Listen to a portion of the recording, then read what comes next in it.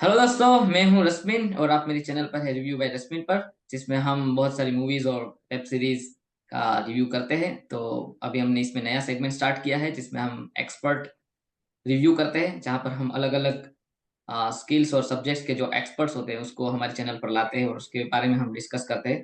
जैसे कि last time हमने गुजराती फिल्म वश के ऊपर हमने एक साइकोलॉजिस्ट बलराम शर्मा को बुलाया था और वो काफी सक्सेस रहा था और लोगों ने कहा था कि आप ऐसे और इंटरव्यूज और एक्सपर्ट रिव्यूज करिए। तो इस बार हमने सोचा कि चलो साइबर फ्रॉड के बारे में बात करते हैं, और इसीलिए हमने इनवाइट किया है सिग्नेस को, जो कि एक साइबर एक्सपर्ट है। और आज हम जामतारा जो सीरीज आई है नेटफ्लिक्स की, उसके ऊपर बात करेंगे और आगे बात करेंगे कि साइबर फ्रॉड्स कैसे होते हैं और क्या क्या उसमें दिक्कतें आती हैं और उससे कैसे बचे।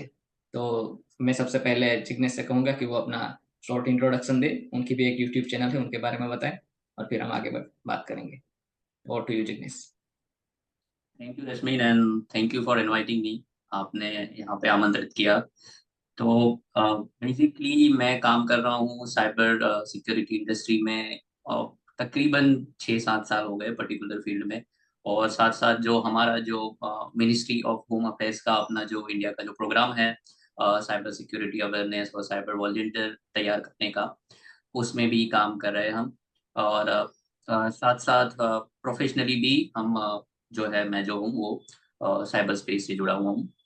तो मेरा अपना एक खुद का चैनल है, साइबर टी नाम से है, जहाँ पे मैं जो नए नए फ्रॉड आते हैं, नए नए जो नुस्खे लोग ढूंढते हैं आपको बनाने के लिए और आपकी मेहनत का पैसा जो लूटते हैं, तो हम्म। वो नए ट्रिक्स जो ढूंढते हैं उसके बारे में मैं वीडियो डालता रहता हूँ। नहीं नहीं, मैं काफी अप्रिशिएट करूंगा और थैंक यू कहूंगा कि आपने अपना समय निकाल कर हमारे लिए यहाँ पर आए, और आप जो अपने वीडियोस बनाते हैं लोग को अवेयर करने के लिए, वो काफी हद तक अच्छे होते हैं। और इससे अवेयरनेस बढ़ती है और लोग को जानकारी अगर पहले से हो तो वो कब साइबर फ्रॉड में फंसेंगे। तो हम अपना जो क्वेश्चन आंसर सेगमेंट है वो स्टार्ट करेंगे। तो बेसिकली सबसे पहले हम्म। मैं ये जानना चाहूंगा जिग्नेश के, साइबर क्राइम होता क्या है? क्योंकि हम एजुकेटेड बैकग्राउंड से आते हैं शायद, इसलिए हमें पता है, लेकिन जो एक लॉमैन है, अनपढ़ है, या तो गांव से जो लोग आते हैं उनको, हम्म। अगर हम या तो ऐसे किसी को भी हम लॉमैन को समझा पाए कि भाई साइबर क्राइम है क्या, तो उसका बेसिक क्या है वो आप पहले सबको बता पाएंगे? यह साइबर क्राइम वैसे ये है कि आपको मूर्ख बना के आपका जो फाइनेंशियल डिटेल है, आपका जो बैंक का डिटेल्स है, वो आपसे लिया जाता है और फिर आपके अकाउंट से पैसे लिए जाते हैं। ये इसको अब हम फाइनेंशियल फ्रॉड बोल सकते हैं। एक जो हिस्सा है साइबर क्राइम का। उसके अलावा बहुत सारे अलग अलग है, जैसे सोशल मीडिया फ्रॉड हो गया, जहाँ पे आपको जैसे बहुत सारे सोशल मीडिया प्लेटफॉर्म है, वहां से जो है आपको फिशिंग लिंक जो आप बोलते हो, हम बोलते हैं, जैसे जैसे इंस्टाग्राम है उसके जैसी लिंक आपको दिखती है पेज, बट वो कोई दूसरा ही पेज होता है जहां आपको यूजर नेम पासवर्ड डालने को बोला जाता है। तो एक सोशल मीडिया फ्रॉड हो गया। फिर जैसे अब नया चल रहा है जैसे OLX फ्रॉड हो गया, जहाँ पे लोग ऐसा अपना चीज नहीं है फिर भी उसको सस्ते में बता के बेचने का ट्राई कर रहे हैं। फिर जैसे UPI फ्रॉड हो गया।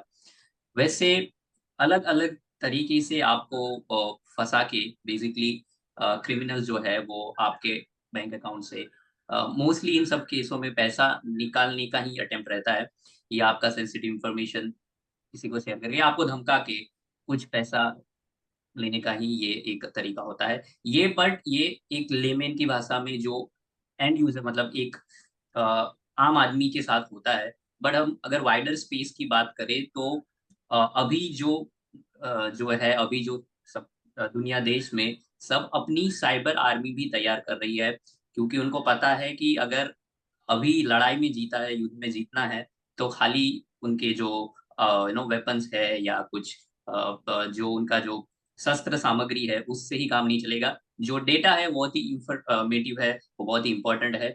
तो बहुत सारे देशों ने अपनी साइबर आर्मी भी तैयार कर ली है। तो उसका एक छोटा सा आपको एक हिस्ट्री सुनाना चाहता हूँ कि ये शुरू कैसे हुआ।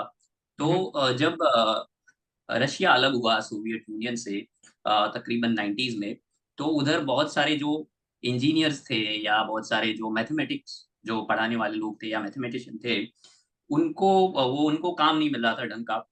तो उन्होंने धीरे धीरे ये सिस्टम के साथ खेलना चालू किया, डिजिटल सिस्टम कंप्यूटर से। और फिर जो रशिया की, जो मॉस्को की गवर्नमेंट थी, उनको भी पता चला। तो उन्होंने धीरे धीरे उनको ऑफिशियल करके अपनी एक आर्मी भी बनाई। तो वैसे अभी सभी कंट्री के, फिर उसके बाद आप ये देख लीजिए, चाइना देख लीजिए, या फिर अमेरिका देख लीजिए, उन्होंने भी फिर धीरे धीरे अपना एक साइबर स्पेस के लिए अपनी एक आर्मी तैयार की। दो कंट्रीज और दो तीन कंट्रीज, वो बहुत आपने नाम नहीं सुना होगा, जैसे इसराइल है, ईरान है, या नॉर्थ कोरिया है। इनको भी इन ये भी साइबर स्पेस में बहुत ही आगे है। और नॉर्थ कोरिया में तो बचपन से ही बच्चे को ये अलग से ही पढ़ाया जाता है। जी हाँ। ऑब्वियसली। जरूर। तो हम अगर सीरीज के बारे में बात करें तो नेटफ्लिक्स ने पूरी एक सीरीज बना दी जामताड़ा की। तो उससे पहले शायद बहुत सारे लोगों को पता नहीं था कि भाई ऐसा कोई एक एरिया भी है इंडिया में जामताड़ा करके। और ऐसे एक छोटे से रिमोट प्लेस से इतने सारे साइबर फ्रॉड हो रहे हैं। तो ऐसा क्या है जामताड़ा में और ऐसा क्यों होता है और जामताड़ा ही क्यों, उसके बारे में आप जरा रोशनी डालेंगे। तो आज ये बहुत ही एक रसप्रद क्या बोलते हैं वो क्वेश्चन है। तो जामतारा ही क्यों? बिकॉज ये क्या हुआ कि जब शुरू में आपको पता होगा कि मोबाइल रिचार्ज होते थे, तो वो ऑनलाइन नहीं होते थे। हमको किसी दुकान में जाके वो कूपन लेना पड़ता था, और वो रिचार्ज करते थे। तो जामताड़ा जो अभी वो झारखंड में जो प्लेस जगह है, रांची से तकरीबन पता नहीं 100-200 किलोमीटर रहेगा। और वो बहुत ही रिमोट एरिया है उधर पे।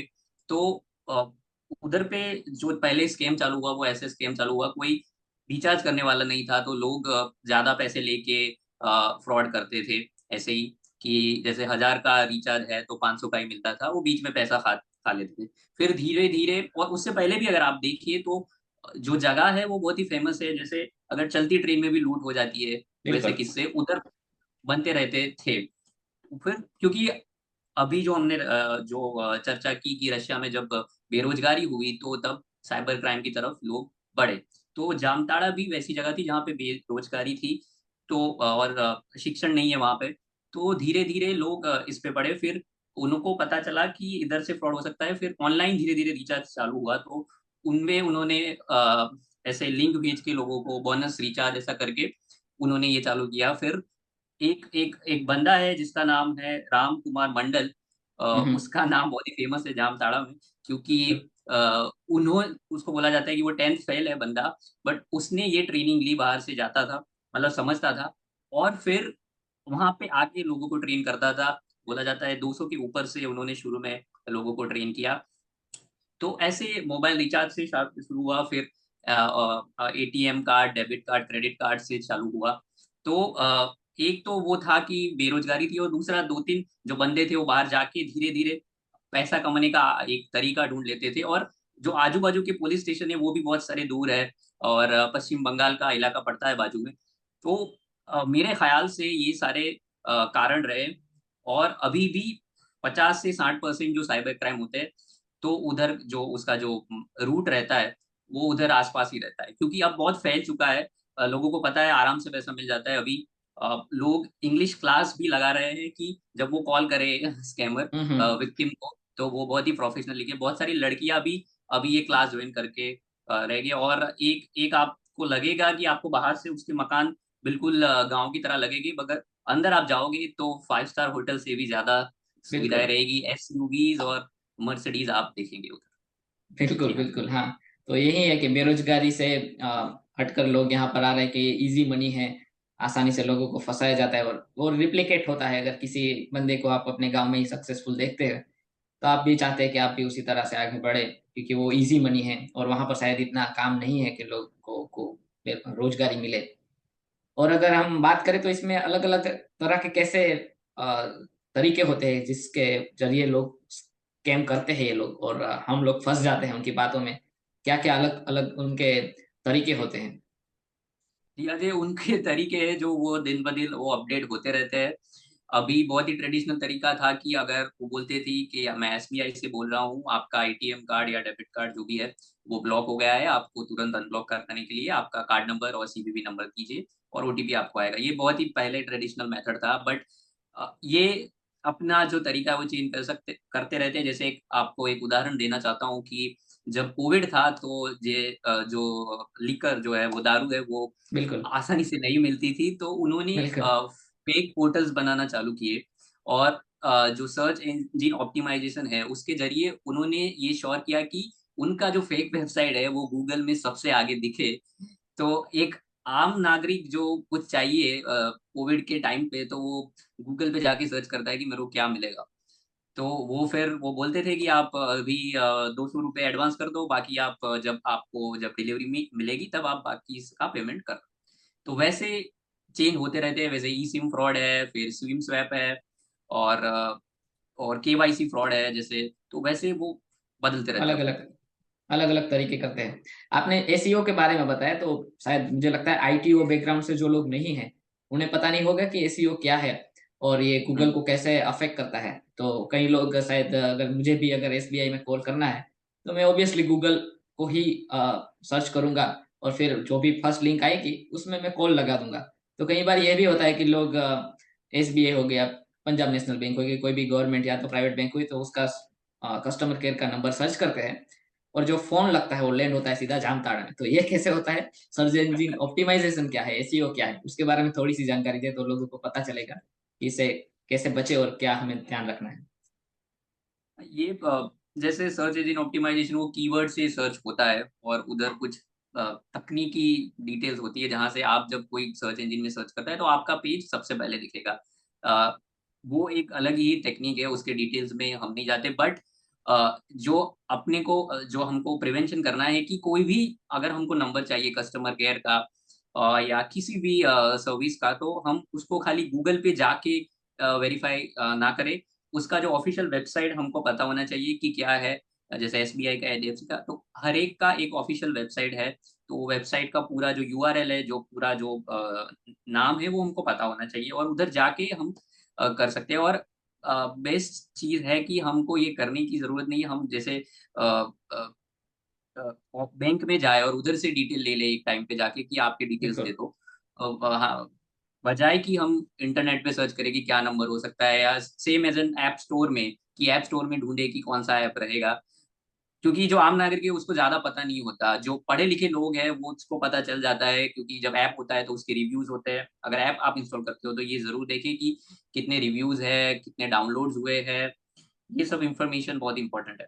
तो कोई भी इंफॉर्मेशन, और अगर अगर एसएमएस या आपको व्हाट्सएप पे कोई भी लिंक आता है कि ये है, तो वैसे कभी भी उसको मतलब क्या है, उसको लेजिट मत माने कि ये सही लिंक है। बिल्कुल, बिल्कुल। क्योंकि और जैसे हमारे हमने पास एक उदाहरण देना चाहता हूँ कि 2-3 केस हम्म, आए थे कि ये जैसे अहमदाबाद में बहुत सारे होटल है, जैसे 2-3 फेमस होटल है। उनके लोगों के कोविड के टाइम में लोगों ने फेक होटल बना के रखे थे कि आपको हम इंस्टेंट डिलीवरी देंगे। तो फिर हमको उनको रिपोर्ट करना पड़ा। तो वह ये बिल्कुल, तो बहुत सारे मतलब चलते रहते हैं। बिल्कुल।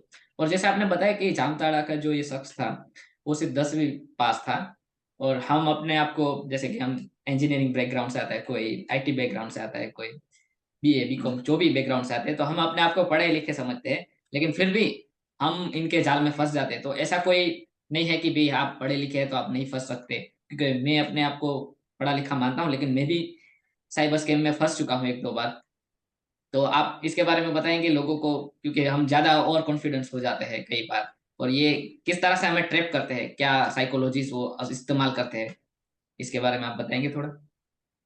जी हाँ, आप बोला कि जैसे आपने बोला कि ना ही सिर्फ गांव का आदमी या जिसको समझ नहीं है उसके साथ ही फ्रॉड होता है, ऐसा नहीं है। जैसे पंजाब के एक एमपी है, उनकी वाइफ के साथ भी हुआ था, वो भी पढ़े लिखे थे। वो फेमस अपना सीरियल है भाभी जी घर पर है, उनके उनकी साथ भी हुआ था स्टार्स एक का। फ्रॉड। हम्म, तो ये जो है वो ऐसा नहीं है कि आप पढ़े लिखे हैं तो आपके साथ नहीं होगा।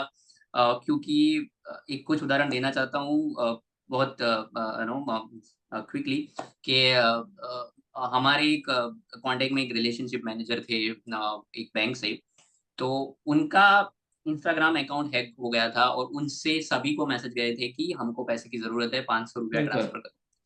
तो उनको साथ ऐसा हुआ था कि उनके जो दोस्त थे उनका इंस्टाग्राम अकाउंट हैक हो गया था। और उनके दोस्त से, जैसे आप मेरे दोस्त थे, आपका अकाउंट हैक हो गया है, जैसे आपने कुछ लिंक क्लिक कर दिया होगा और आपने उसको सही समझ के आपके डिटेल्स डाल दे। तो जैसे आपका अकाउंट हैकर के पास चला गया, तो हैकर सबसे पहले क्या करेगा कि उसका ईमेल आईडी रजिस्टर करेगा, आपका ईमेल आईडी हटा के। फिर वो मैं उनको मैसेज करा कि आपके बहुत ही प्राइवेट फोटो अपलोड हो गए ये लिंक पे, ऐसे आप देखें। तो वो भी वो फिशिंग के जो गलत यूआरएल है वो क्लिक करके देखना चाहेंगे। पैनिक जो है इंसान का, जो इमोशनल जो चीजें है, जैसे आपको क्रेडिट कार्ड बंद होने वाला है आपका, आपके जैसे इलेक्ट्रिसिटी आपके घर पे जाने वाली है, या आपके फोटोज अपलोड हो गए हैं, या ऐसी बहुत ही सेंसिटिव इन्फॉर्मेशन जहाँ पे जो आम नागरिक है, जो भी पढ़ा लिखा हो तो वो भी वो पैनिक कर सकता है। या तो फिर आपको कुछ लालच दिया जाता है कि आपने ये जीत लिया है, आपने वो जीत लिया है। तो ऐसा करके, एंड एक तो उदाहरण है कि लिंक्डइन पे भी लोग फेक जॉब बना के आपको बोलते हैं कि आपका डिटेल्स दे दो, आपका सोशल सिक्योरिटी नंबर, वो सब लेके उससे भी फ्रॉड करते हैं। बिल्कुल। तो जब जो डिटेल आती है हमको ऐसा ही समझ, उसको 2-3 बार चेक करे कहाँ से आई है, वेरीफाई करे, तभी सही टाइम रहेगा। लीजिए। तो हाँ, और वेट करें कि आप क्या इंफॉर्मेशन आपके पास आई है, ये सही है कि गलत है, किसने भेजा है। ऐसा अज्यूम मत करें कि ये सही इंफॉर्मेशन। हाँ। बिल्कुल। और जैसे ही आपने इंस्टाग्राम में के बारे में बताया, तो हम जानना चाहेंगे कि सोशल मीडिया